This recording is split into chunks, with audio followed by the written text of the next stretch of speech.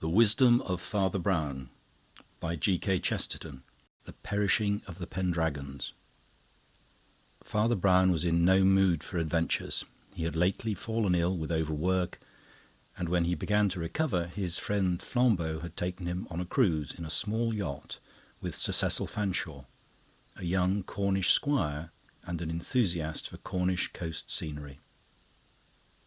But Brown was still rather weak. He was no very happy sailor, and though he was never of the sort that either grumbles or breaks down, his spirits did not rise above patience and civility. When the other two men praised the ragged violet sunset or the ragged volcanic crags, he agreed with them.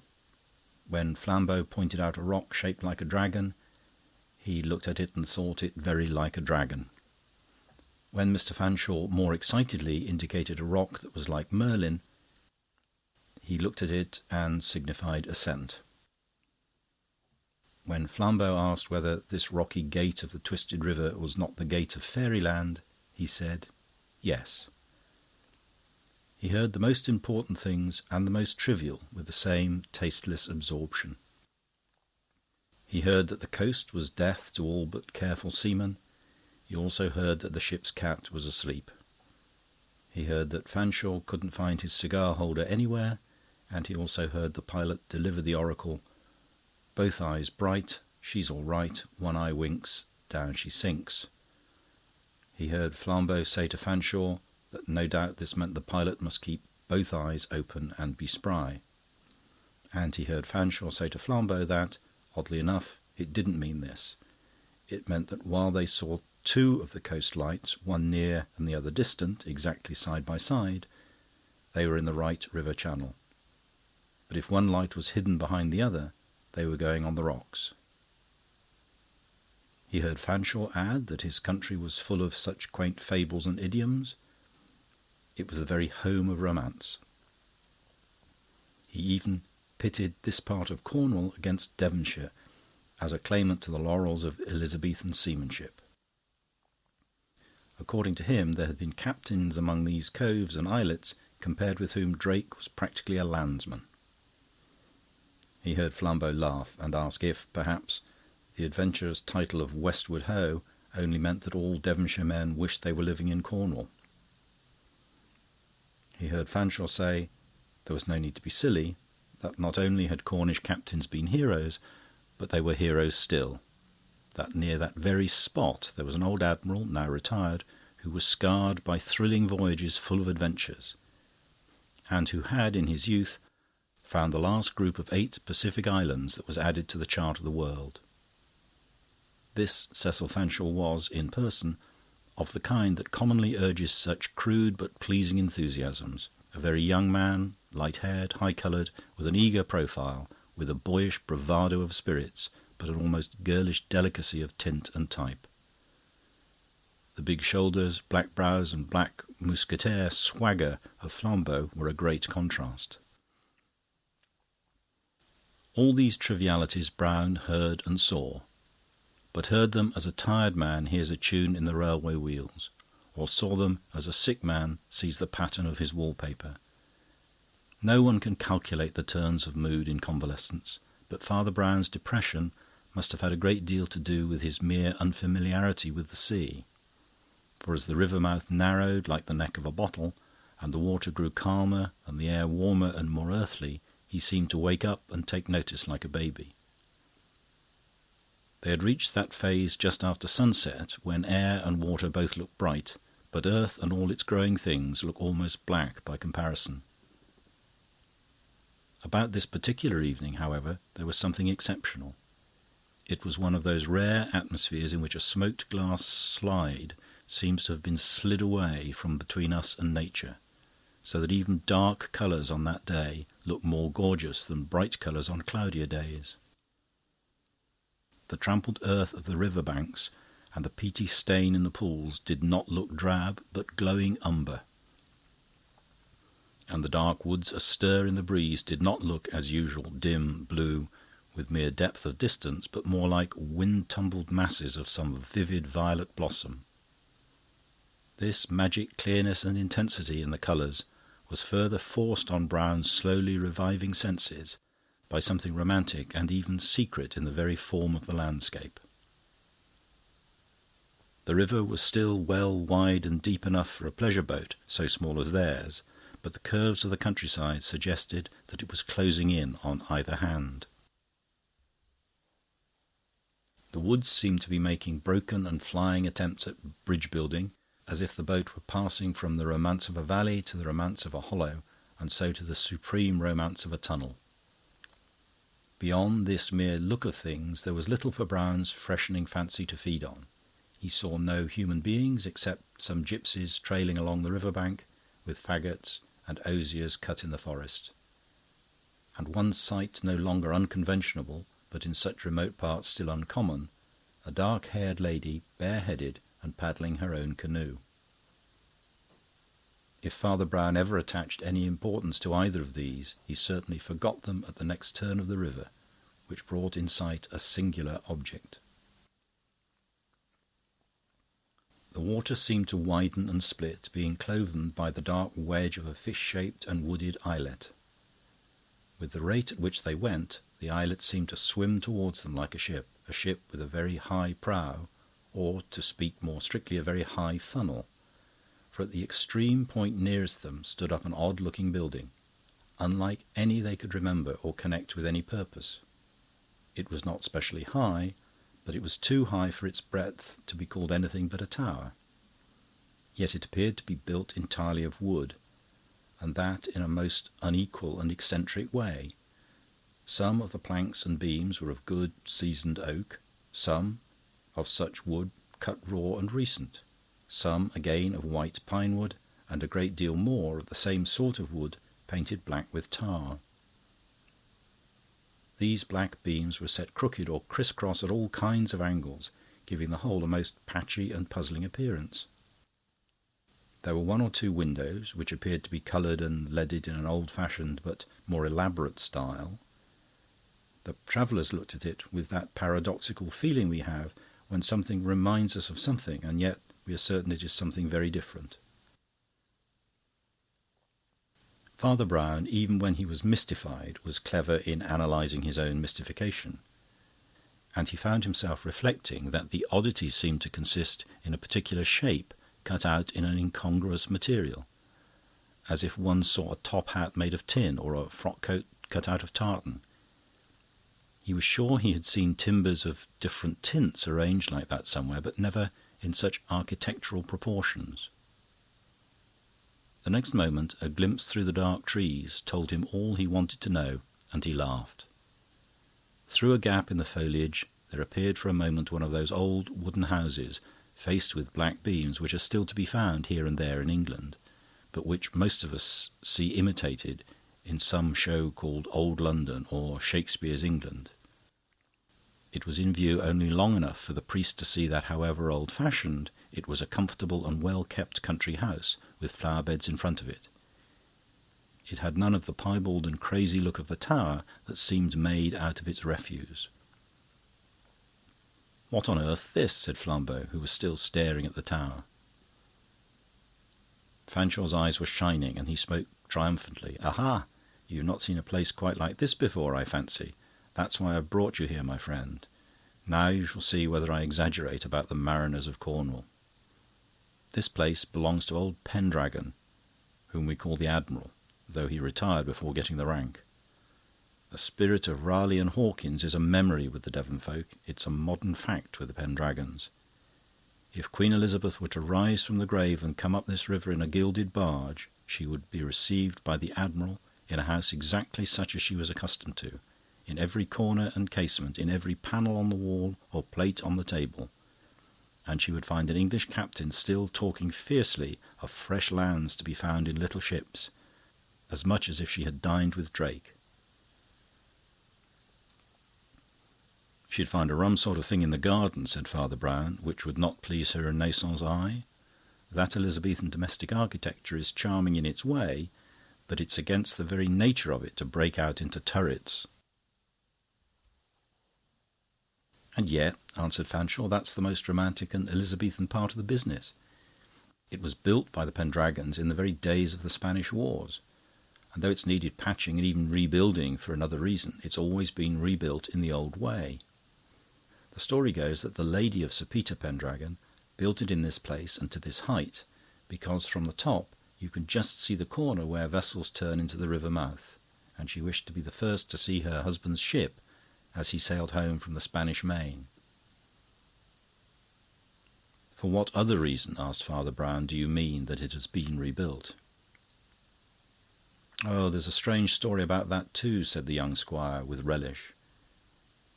"You are really in a land of strange stories. King Arthur was here, and Merlin and the fairies before him. The story goes that Sir Peter Pendragon, who, I fear, had some of the faults of the pirates as well as the virtues of the sailor, was bringing home 3 Spanish gentlemen in honourable captivity, intending to escort them to Elizabeth's court, but he was a man of flaming and tigerish temper, and, coming to high words with one of them, he caught him by the throat and flung him, by accident or design, into the sea. The second Spaniard, who was the brother of the first, instantly drew his sword and flew at Pendragon, and after a short but furious combat, in which both got 3 wounds in as many minutes, Pendragon drove his blade through the other's body, and the second Spaniard was accounted for. As it happened, the ship had already turned into the river mouth and was close to comparatively shallow water. The third Spaniard sprang over the side of the ship, struck out for the shore, and was soon near enough to it to stand up to his waist in water. And, turning again to face the ship, and holding up both arms to heaven, like a prophet calling plagues upon a wicked city, he called out to Pendragon in a piercing and terrible voice that he at least was yet living, that he would go on living, that he would live forever, and that generation after generation the house of Pendragon should never see him or his, but should know by very certain signs that he and his vengeance were alive. With that he dived under the wave, and was either drowned or swam so long under water that no hair of his head was seen afterwards. "There's that girl in the canoe again," said Flambeau irrelevantly, for good-looking young women would call him off any topic. "She seems bothered by the queer tower just as we were." Indeed, the black-haired young lady was letting her canoe float slowly and silently past the strange islet, and was looking intently up at the strange tower with a strong glow of curiosity on her oval and olive face. "Never mind, girls," said Fanshawe impatiently. "There are plenty of them in the world, but not many things like the Pendragon Tower. As you may easily suppose, plenty of superstitions and scandals have followed in the track of the Spaniard's curse, and no doubt, as you would put it, any accident happening to this Cornish family would be connected with it by rural credulity. But it is perfectly true that this tower has been burnt down 2 or 3 times, and the family can't be called lucky, for more than 2, I think, of the Admiral's near kin have perished by shipwreck, and one, at least to my own knowledge, on practically the same spot where Sir Peter threw the Spaniard overboard." "What a pity!" exclaimed Flambeau. "She's going." "When did your friend the Admiral tell you this family history?" asked Father Brown, as the girl in the canoe paddled off, without showing the least intention of extending her interest from the tower to the yacht, which Fanshawe had already caused to lie alongside the island. "Many years ago," replied Fanshawe. "He hasn't been to sea for some time now, though he is as keen on it as ever. I believe there's a family compact or something. Well, here's the landing stage. Let's come ashore and see the old boy." They followed him onto the island, just under the tower, and Father Brown, whether from mere touch of dry land or the interest of something on the other bank of the river, which he stared at very hard for some second, seemed singularly improved in briskness. They entered a wooded avenue between 2 fences of thin greyish wood, such as often enclose parks or gardens, and over the top of which the dark trees tossed to and fro like black and purple plumes upon the hearse of a giant. The tower, as they left it behind, looked all the quainter, because such entrances are usually flanked by 2 towers, and this one looked lopsided. But for this, the avenue had the usual appearance of the entrance to a gentleman's grounds, and, being so curved that the house was now out of sight, somehow looked a much larger park than any plantation on such an island could really be. Father Brown was, perhaps, a little fanciful in his fatigue, but he almost thought the whole place must be growing larger, as things do in a nightmare. Anyhow, a mystical monotony was the only character of their march, until Fanshawe suddenly stopped and pointed to something sticking out through the grey fence. Something that looked at first like the imprisoned horn of some beast. Closer observation showed that it was a slightly curved blade of metal that shone faintly in the fading light. Flambeau, who, like all Frenchmen, had been a soldier, bent over it and said in a startled voice, "Why, it's a sabre. I believe I know the sort, heavy and curved, but shorter than the cavalry. They used to have them in the artillery, and the..."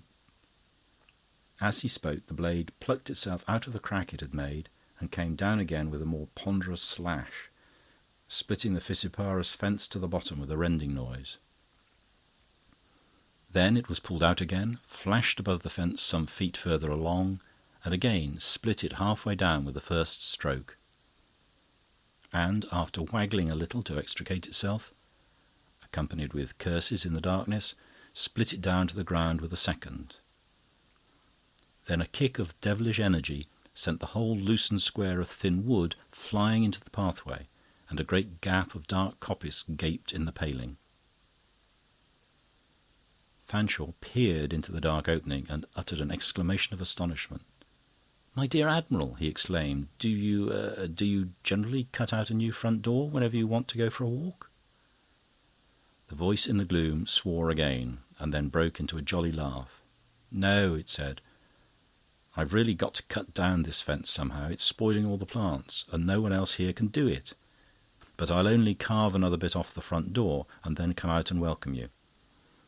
And, sure enough, he heaved up his weapon once more, and, hacking twice, brought down another and similar strip of fence, making the opening about 14 feet wide in all.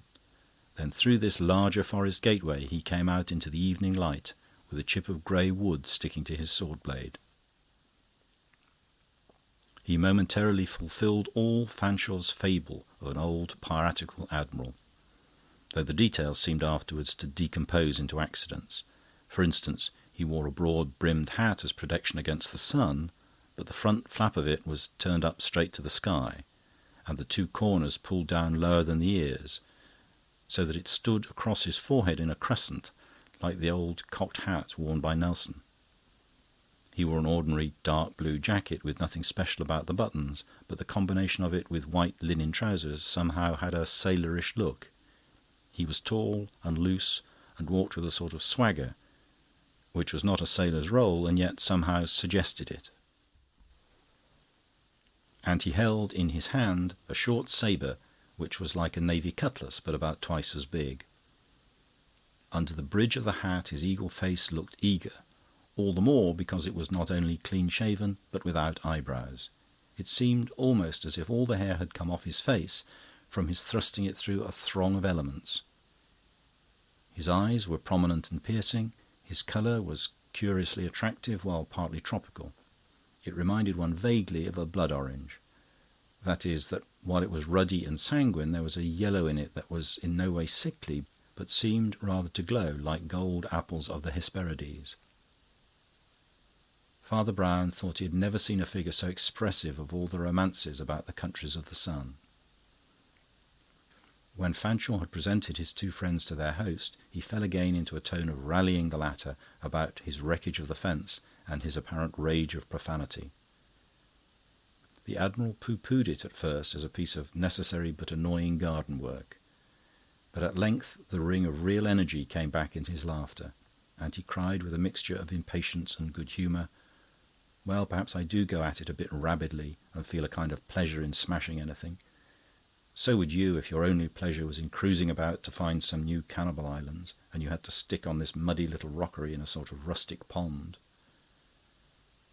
When I remember how I've cut down 1.5 miles of green, poisonous jungle with an old cutlass half as sharp as this, and then remember I must stop here and chop this matchwood because of some confounded old bargain scribbled in a family Bible, why, He swung up the heavy steel again, and this time sundered the wall of wood from top to bottom at one stroke. "I feel like that," he said, laughing, but furiously flinging the sword some yards down the path. "And now let's go up to the house. You must have some dinner." The semicircle of lawn in front of the house was varied by 3 circular garden beds, one of red tulips, a second of yellow tulips, and the third of some white, waxen-looking blossoms that the visitors did not know and presumed to be exotic. A heavy, hairy, and rather sullen-looking gardener was hanging up a heavy coil of garden hose. The corners of the expiring sunset, which seemed to cling about the corners of the house, gave glimpses here and there of the colours of remoter flower-beds, and in a treeless space on one side of the house, opening upon the river, stood a tall brass tripod, on which was tilted a big brass telescope. Just outside the steps of the porch stood a little painted green garden table, as if someone had just taken tea there. The entrance was flanked with 2 of those half-featured lumps of stone with holes for eyes that are said to be South Sea idols, and on the brown oak beam across the doorway were some confused carvings that looked almost barbaric. As they passed indoors, the little cleric hopped suddenly onto the table, and standing on it peered unaffectedly through his spectacles at the mouldings in the oak. Admiral Pendragon looked very much astonished, though not particularly annoyed, while Fanshawe was so amused with what looked like a performing pygmy on his little stand that he could not control his laughter. But Father Brown was not likely to notice either the laughter or the astonishment. He was gazing at 3 carved symbols, which, though very worn and obscure, seemed still to convey some sense to him. The first seemed to be the outline of some tower or other building, crowned with what looked like curly-pointed ribbons. The second was clearer, an old Elizabethan galley with decorative waves beneath it, but interrupted in the middle by a curious jagged rock, which was either a fault in the wood or some conventional representation of the water coming in. The third represented the upper half of a human figure, ending in an escalloped line, like the waves. The face was rubbed and featureless, and both arms were held very stiffly up in the air. "Well," muttered Father Brown, blinking, "here is the legend of the Spaniard plain enough. Here he is holding up his arms and cursing in the sea, and here are the 2 curses, the wrecked ship and the burning of Pendragon Tower." Pendragon shook his head with a kind of venerable amusement. "And how many other things might it not be?" he said. "Don't you know that sort of half-man, like a half-lion or half-stag, is quite common in heraldry? Might not that line through the ship be one of those parti per pale lines, indented, I think they call it? And though the third thing isn't so very heraldic, it would be more heraldic to suppose it a tower crowned with laurel than with fire, and it looks just as like it." "But it seems rather odd," said Flambeau, "that it should exactly confirm the old legend." "Ah," replied the sceptical traveller, "but you don't know how much of the old legend may have been made up from the old figures. Besides, it isn't the only old legend. Fanshawe here, who is fond of such things, will tell you that there are other versions of the tale, and much more horrible ones. One story credits my unfortunate ancestor with having had the Spaniard cut in 2, and that will fit the pretty picture also. Another obligingly credits our family with the possession of a tower full of snakes, and explains those little wriggly things in that way. And a third theory supposes the crooked line on the ship to be a conventionalized thunderbolt. But that alone, if seriously examined, would show what a very little way these unhappy coincidences really go." "Why, how do you mean?" asked Fanshawe. "It so happens," replied his host coolly, "that there was no thunder and lightning at all in the 2 or 3 shipwrecks I know of in our family." "Oh," said Father Brown, and jumped down from the little table. There was another silence in which they heard the continuous murmur of the river. Then Fanshawe said, in a doubtful and perhaps disappointed tone, "Then you don't think there is anything in the tales of the tower in the flames?"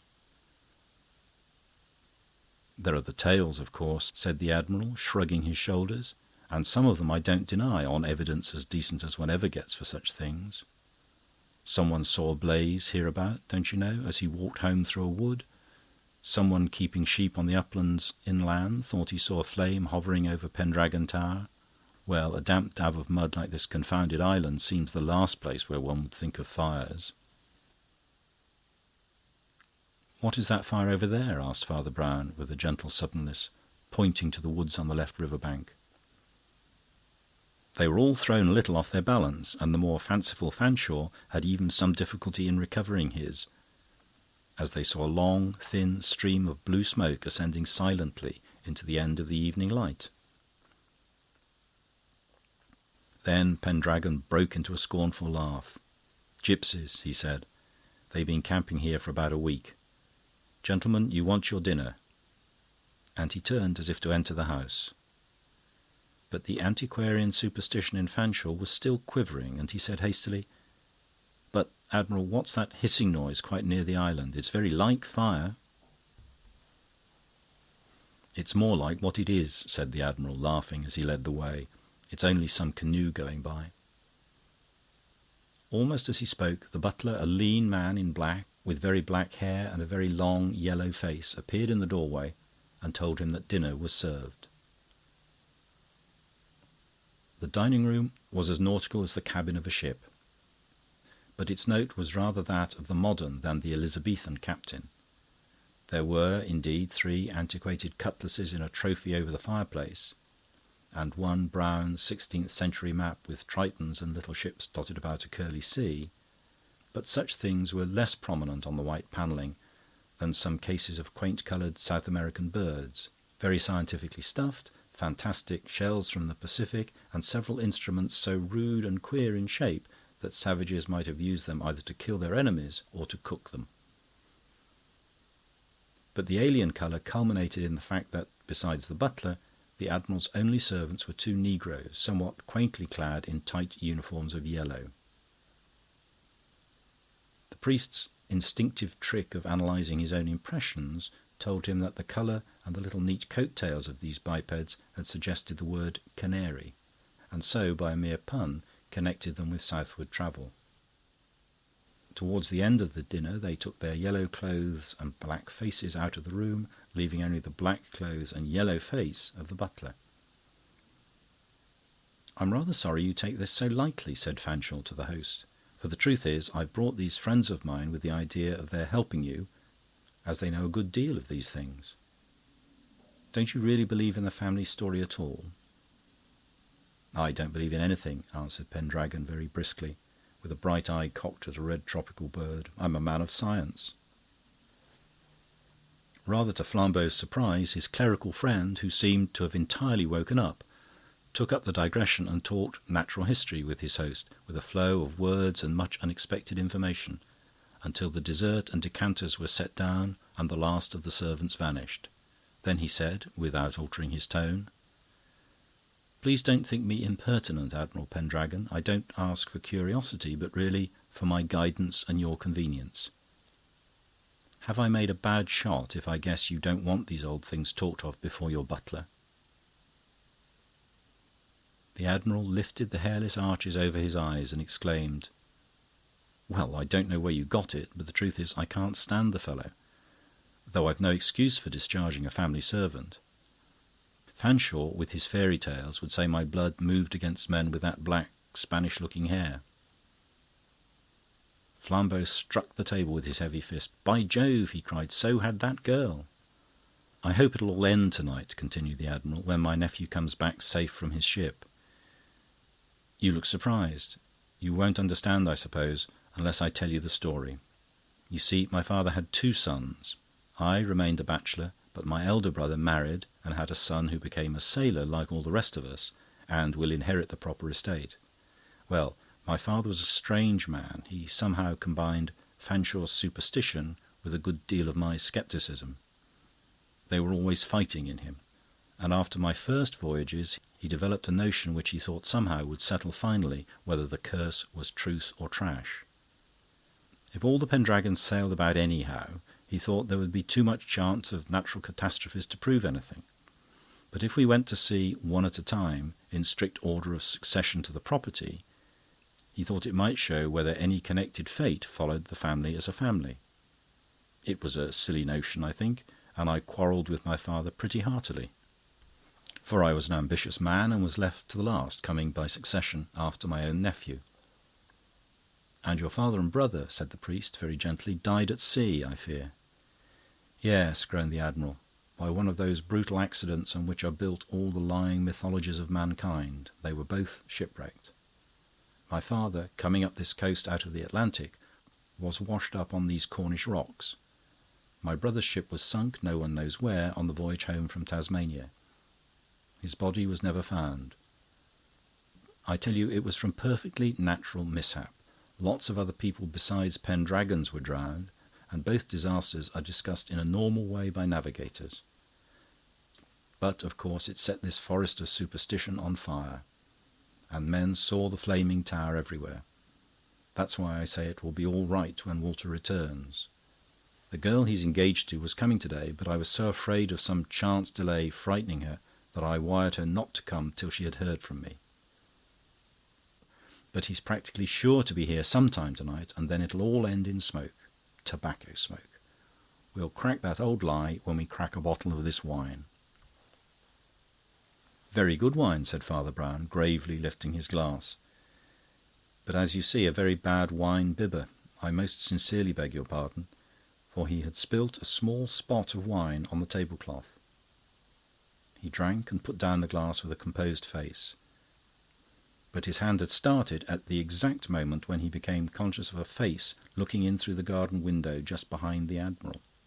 The face of a woman, swarthy, with southern hair and eyes, and young, but like a mask of tragedy. After a pause, the priest spoke again in his mild manner. "Admiral," he said, "will you do me a favour? Let me and my friends, if they like, stop in that tower of yours just for tonight. Do you know that in my business you're an exorcist almost before anything else?" Pendragon sprang to his feet and paced swiftly to and fro across the window, from which the face had instantly vanished. "I tell you there's nothing in it," he cried with ringing violence. "There is one thing I know about this matter. You may call me an atheist. I am an atheist." But he swung round and fixed Father Brown with a face of frightful concentration. "This business is perfectly natural. There is no curse in it at all." Father Brown smiled. "In that case," he said, "there can't be any objection to my sleeping in your delightful summer house." "The idea is utterly ridiculous," replied the Admiral, beating a tattoo on the back of his chair.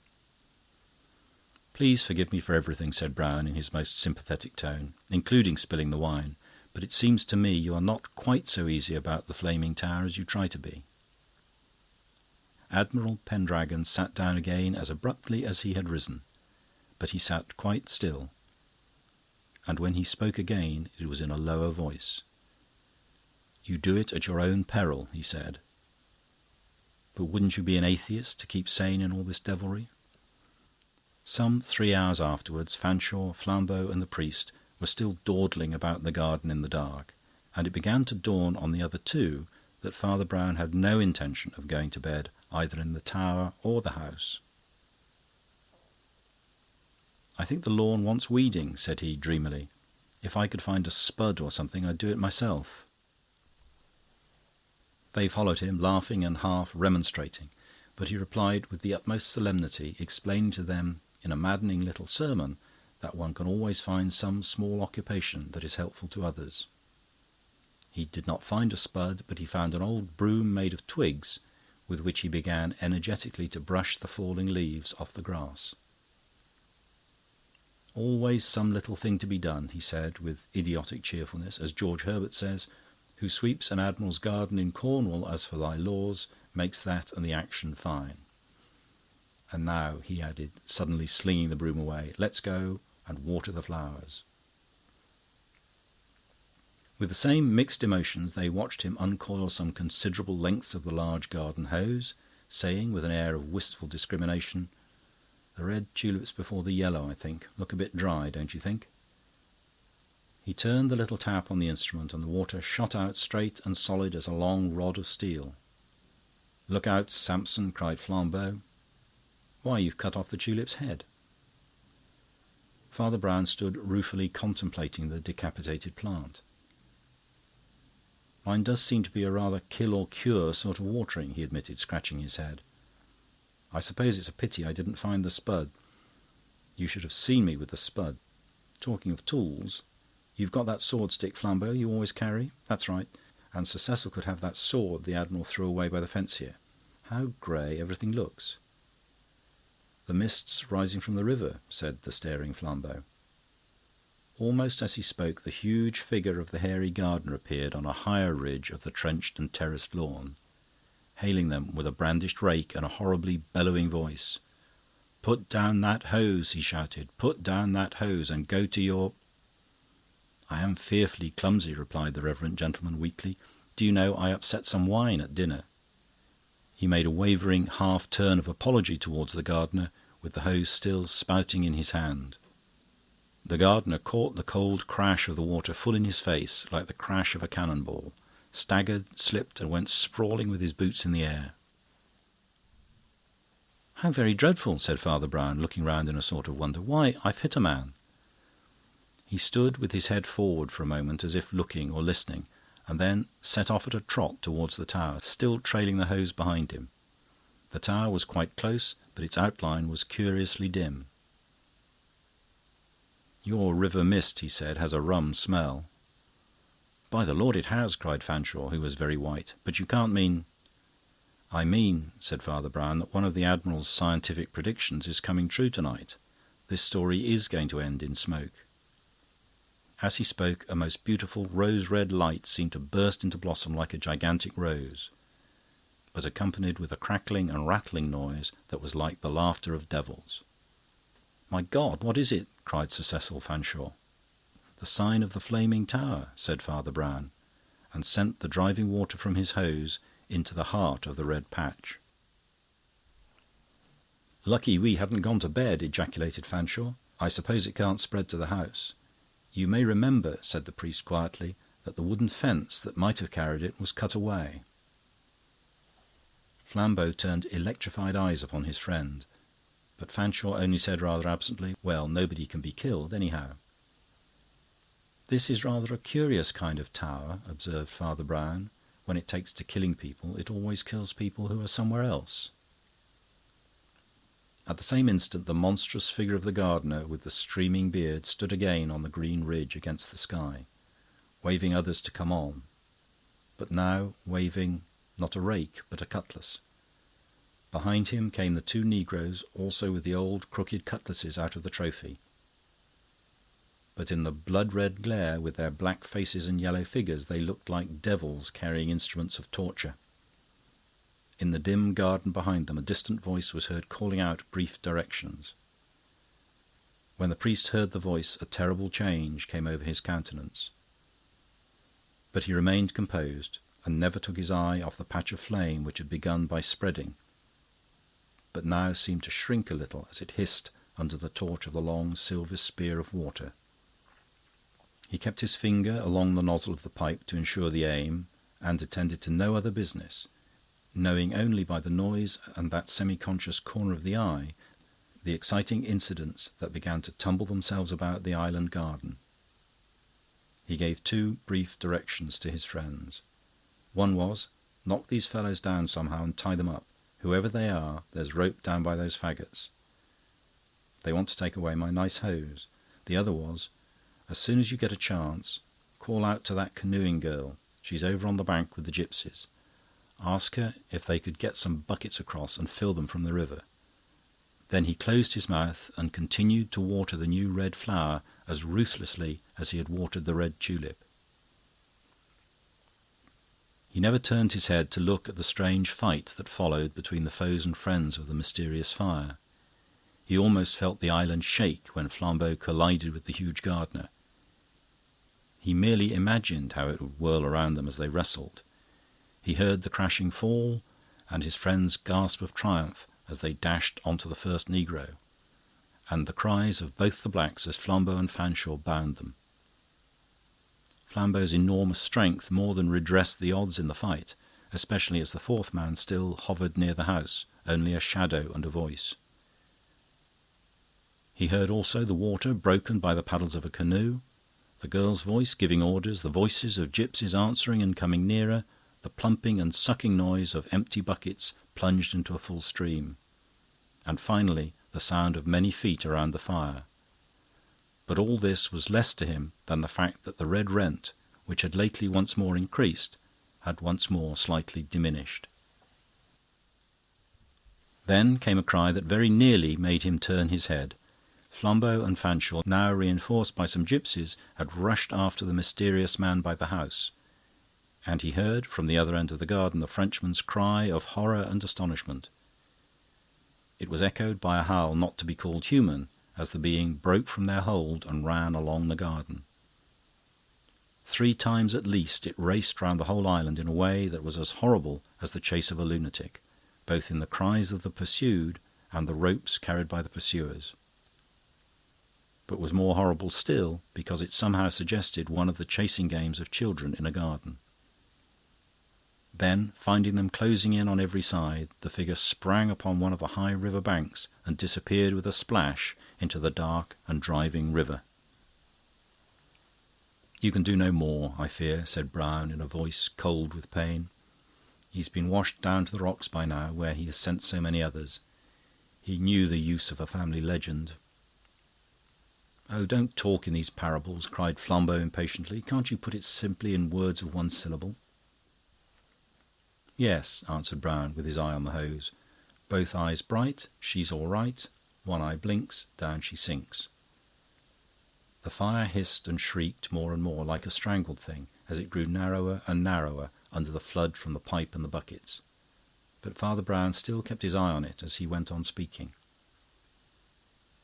"I thought of asking this young lady, if it were morning yet, to look through that telescope at the river mouth and the river. She might have seen something to interest her, the sign of a ship, or Mr. Walter Pendragon coming home, and perhaps even the sign of the half-man, for though he is certainly safe by now, he may very well have waded ashore. He has been within a shave of another shipwreck, and would never have escaped it if the lady hadn't had the sense to suspect the old Admiral's telegram and come down to watch him. Don't let's talk about the old Admiral. Don't let's talk about anything. It's enough to say that whenever this tower, with its pitch and resin wood, really caught fire, the spark on the horizon always looked like the twin light to the coast lighthouse." "And that," said Flambeau, "is how the father and brother died. The wicked uncle of the legends very nearly got his estate after all." Father Brown did not answer. Indeed, he did not speak again, save for civilities, till they were all safe round a cigar-box in the cabin of the yacht. He saw that the frustrated fire was extinguished, and then refused to linger, though he actually heard young Pendragon, escorted by an enthusiastic crowd, come tramping up the river bank, and might, had he been moved by romantic curiosities, have received the combined thanks of the man from the ship and the girl from the canoe. But his fatigue had fallen on him once more, and he only started once when Flambeau abruptly told him he had dropped his cigar-ash on his trousers. "That's no cigar-ash," he said rather wearily. "That's from the fire, but you don't think so because you're all smoking cigars. That's just the way I got my first faint suspicion about the chart." "Do you mean Pendragon's chart of his Pacific Islands?" asked Fanshawe. "You thought it was a chart of the Pacific Islands," answered Brown. "Put a feather with a fossil and a bit of coral, and everyone will think it's a specimen. Put the same feather with a ribbon and an artificial flower, and everyone will think it's for a lady's hat. Put the same feather with an ink bottle, a book, and a stack of writing paper, and most men will swear they've seen a quill pen. So you saw the map among tropical birds and shells and thought it was a map of Pacific Islands. It was a map of this river." "But how do you know?" asked Fanshawe. "I saw the rock you thought was like a dragon, and the one like Merlin, and—" "You seem to have noticed a lot as we came in," cried Fanshawe. "We thought you were rather abstracted." "I was seasick," said Father Brown simply. "I felt simply horrible. But feeling horrible has nothing to do with not seeing things." And he closed his eyes. "Do you think most men would have seen that?" asked Flambeau. He received no answer. Father Brown was asleep.